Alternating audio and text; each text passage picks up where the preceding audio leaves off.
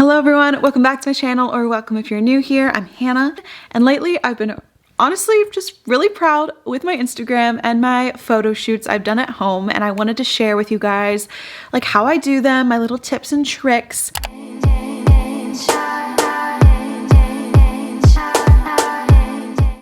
Before quarantine, most of my Instagram photos, 90% were taken with my phone. Still a lot are, but as I've gotten inspired through like TikTok and Pinterest while in quarantine, I've had a lot of fun just doing little photo shoots in my room or around my house and with my brother for Instagram. And I wanted to share what I've learned with you guys and inspire you to maybe get that content even at home. I feel like a lot of people talk about like where to take photos, but they don't share like how to style and like how to make them look good if you're new to the whole like self photography, making the photo all about you. So I'm gonna hopefully help you guys out with that today. Again, not a pro, but I'm pretty proud of how my photos have turned out recently and thought this would be a fun video to do since we all need some fun Instagram content, right? All right, first we're gonna go into photo spots. Of course, depending on what your layout is, if you're in a dorm, in an apartment, in a house, a go-to one is a bed.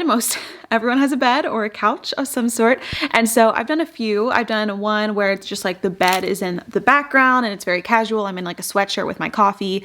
And then I did a more like fun editorial shoot. Actually, my mom took these photos. I just direct her, where I'm laying on a bed. And then this one was my favorite one from that shoot where I'm like reaching my hand out, and like it's blurred and my face is in focus, and I have like a magazine on the bed, just making it look casual, you know, like you're just hanging out. I took a few others during the shoot of me like throwing pillows, lounging. This photo was my favorite. The second one, I'm actually in the same dress and outfit. It was taken minutes before the ones on the bed or after. So it just shows you that like just changing your location and like the editing of a photo can make it look like it's two different shoots, even if you don't change clothes, which changing clothes obviously is the easiest way to make it look like a new shoot, but don't even have to do that. So this one I took in my bathroom.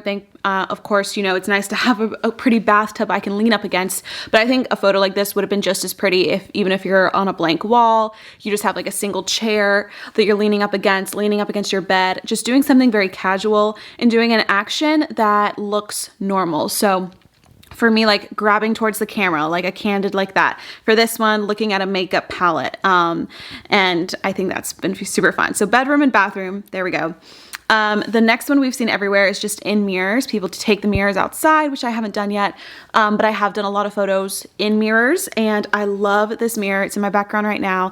I'm going to try to link a similar one below. It was a Christmas gift from my dad, and what I love is that I've done a few different angles with this, one of them being where I took a photo straight on, so this photo was taken just straight in the mirror, and then I wrote on it in Procreate just to add a little something in the mirror. So here's one of me standing. I took that one back in January.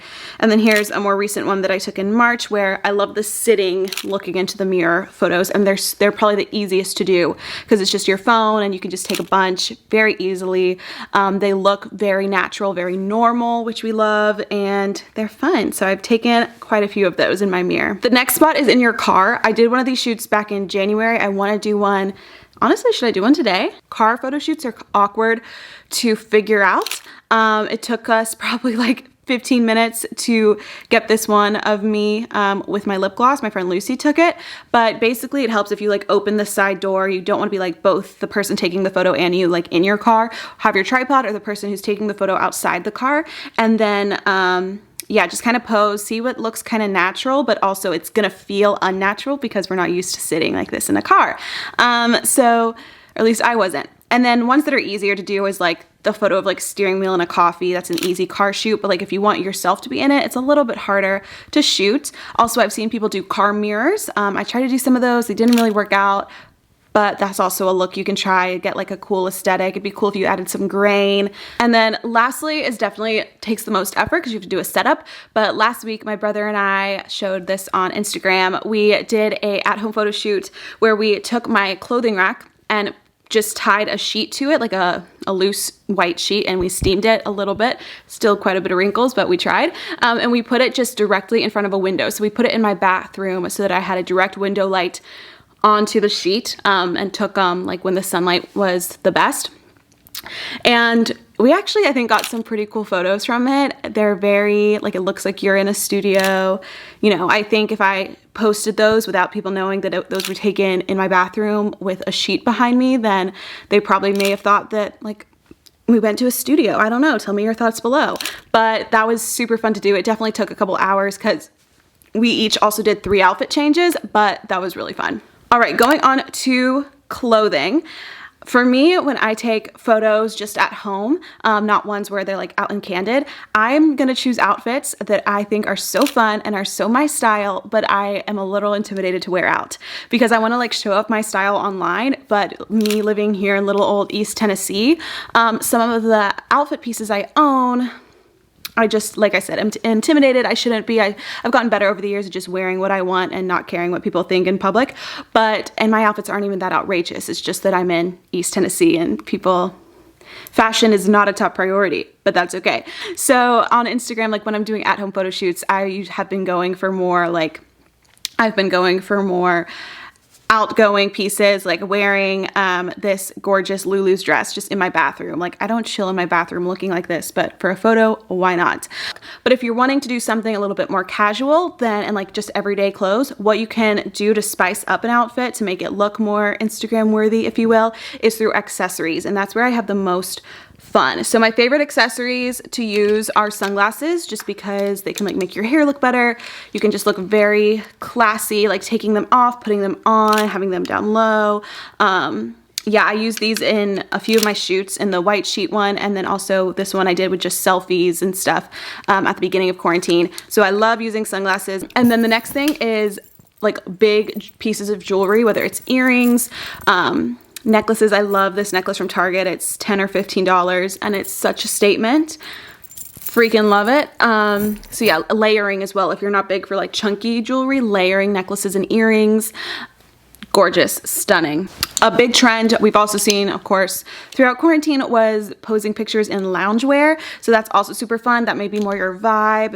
You can even do like your workout gear, like do whatever feels good and natural to you. Of course, your photos want to be a reflection of you. And so if you're not into dressing up, then don't dress up in your photos, or, you know, you just do whatever you want. Also choosing photos that the colors match well with your Instagram. That's like taking it a step up. But if you go on my Instagram, I mean, you'll probably see my favorite color is light blue. And so I wear a lot of white, grays, light blues, and tans. And it kind of like matches with my Instagram. But as you can see, I have blue pants, blue jeans, white shirts, blue sweats. That's just, yeah, a lot of white and black in the winter. That's just what I like to wear. And it works well because a lot of my clothes are similar colors. So in photos, it looks cohesive on my feed. So that's just like a next level step. But if you want to think ahead, you can kind of choose clothes that match your personality and all match together on your feed. For makeup, of course, I know not everyone likes to wear makeup, and so like just wear makeup if you want to. But if you like doing your makeup for shoots like me, my top tips are to use glowy products. I highly recommend wearing a gloss because for me, I just feel like it makes my teeth look whiter when I smile. I really don't have that white of teeth, but in my photos, I think it looks better because I wear really glossy glosses that bring that out. My favorite gloss ever, and I recommend it to anyone, is Fenty's Gloss Bombs. She has many different shades. The like main one, is universal for any skin tone. It's gonna be amazing. You're gonna fall in love. Linking it below. This is the one I have on right now. It's a mini of her one in hot chocolate, which is more of like a brown that I've honestly been loving in the summer, even though you think that'd be more of like a winter shade. And then guys, this product, tried and true. I have 2 minis. I don't buy the full sizes. If you want your skin to look glowy and you want to have the best highlight ever in photos, I have it on right now. If you can't tell, if you think my nose looks nicely highlighted, it's this product. You've probably heard of it before, but it's Becca's highlighter in the shade Champagne Pop. It's one of their most famous highlighter colors or shades. This is the mini size. Mine broke, but I still use it. Oh shoot, I shouldn't have done that. And I know there's a way to like repress this, but it honestly works for me because I just tap my brush and it just takes a little bit, but your skin is gonna look so glowy. I used it in all of these photos. Okay, next let's go on to props. So obviously it's great to have like another person. If I feel like I need more people on my feed, it's a lot of me. And so like I brought in my brother for some photos. But then I love like applying makeup. As you can see, I was looking at that Dior palette in the car. I was applying my lip gloss. Like if you're a girl who wears makeup, that would look normal. Just your everyday things. Like if you're on your phone a lot and you have another phone to take the picture on, like do a little thing of you like texting, you on a phone call, you like this, you FaceTiming, taking a selfie, like use props that you use in your everyday life. I also love using books. I think those are a really cool, like artsy prop to have. Go to, whether it's iced to go in a mug, just having something to hold helps tremendously. And of course your accessories can be these props too, like where you're just grabbing your necklace, like I said, putting on or taking off your sunglasses, grabbing your hair. Hair is one of my favorite props. You will see me all the time touching my hair, even if it's just like a little light brush of my hair. That's what I like to do in photos. Yeah, so props are gonna be your best friend if you're new at taking photos of just you. Lastly, tech. On my recent photos, I have been using my Canon M50 camera just because it's easy. But like I said, you can easily take photos with your phone. If you're gonna take photos of yourself without anyone to help you, biggest thing ever is to invest in a phone tripod or a camera tripod. And then if you have a camera, you can set up your phone as a remote. So I just started doing this like last week. Yeah, so I just get the EOS Camera Connect app and then I connect it to my camera and then I just press like click and I set a timer. So I pressed it on my phone, I move my phone, it counts down 10 seconds, I pose and it goes.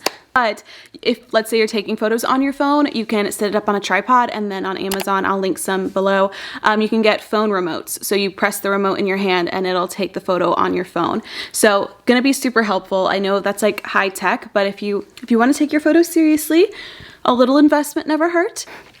So yeah, those are all my tips and tricks and ideas for at-home photo shoots. I know it's nothing revolutionary, but I just wanted to share what's helped me, what I found I love.